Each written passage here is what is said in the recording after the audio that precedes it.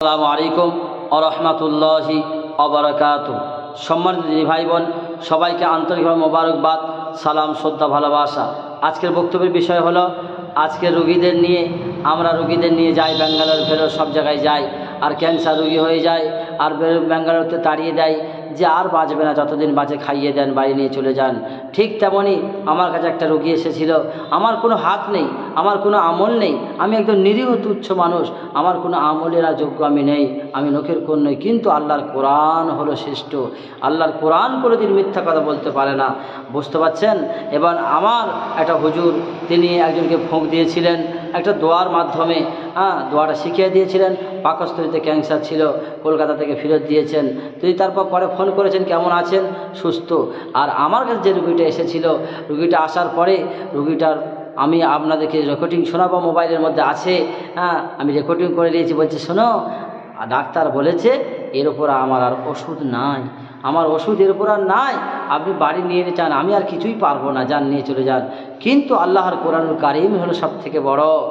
7 পারা সূরা আনআমের 17 নম্বর আয়াত, আল্লাহ তাবারক তাআলা কোরআনে বললেন, ওয়াইয়ামসাসকাল্লাহু বিদুররিন ফালা কাশিফা লাহু ইল্লাহু। আল্লাহ যদি আপনাকে রোগ দেয়, কেউ ভালো করার ক্ষমতা নেই আল্লাহ ছাড়া। আল্লাহ যদি আপনাকে অসুস্থতা দান করে, ভালো করার মালিক হচ্ছে তিনি ছাড়া কেউ নাই। ওয়াইয়ামসাসকা বিখাইরিন ফাহুয়া আলা কুল্লি শাইইন কদির। আর আল্লাহ যদি তোমার ভালো করে দেয়, আল্লাহ যদি রোগ দেবে বলে, পৃথিবীর কোনো মানুষ পারবে না ভালো করতে। এজন্য আমরা আল্লাহকে ভরসা করি। পৃথিবী মানুষ আমরা কোরআনের চিকিৎসা ছেড়ে দিয়েছি।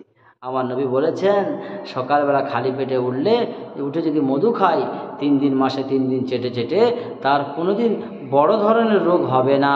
আমরা সকালে উঠে বিড়ি খাই, মধু খাই, বিড়ি খাই।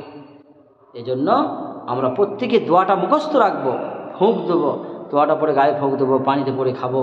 দোয়াটা মনে রাখবেন, 7 পারা সূরা আনআমের 17 নম্বর আয়াত, ওয়াইয়ামসাসকাল্লাহু বিদুররিন ফালা কাশিফা লাহু ইল্লাহু ওয়াইয়ামসাসকা বিখাইরিন ফাহুয়া আলা কুল্লি শাইইন কদির। সূরা আনআমের 2 নম্বর পৃষ্ঠা, নিচে থেকে 3 নম্বর লাইনে লেখা আছে, দেখবেন। আল্লাহ আমাদের সবাইকে আমল করার তৌফিক দান করুক। আল্লাহুম্মা আমিন।